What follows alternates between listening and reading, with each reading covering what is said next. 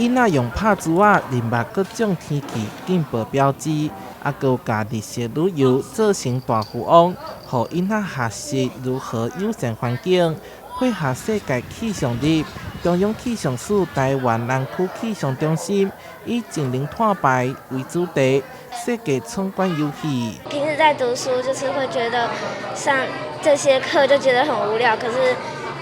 是这里就把它变成游戏，我就觉得很好玩。可以让他们稍微了解一下，就是我们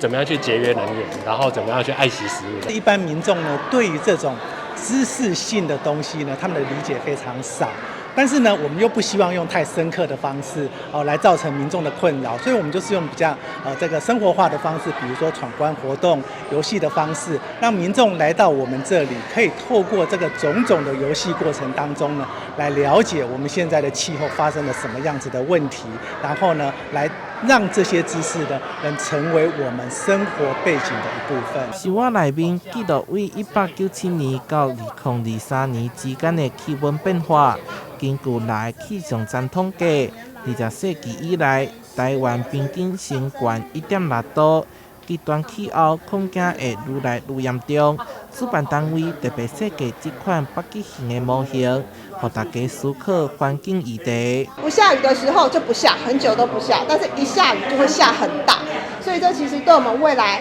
在气候变迁下，我们台湾的水资源利用其实是会变得更困难的。所以我们也是希望民众可以知道这件事情，然后进而就是可以更珍惜水资源。气候变迁所带来负面影响正在发生。透过活动，呼吁大家爱重视这片土地，落实保护环境的行动。台南新闻社采访报道。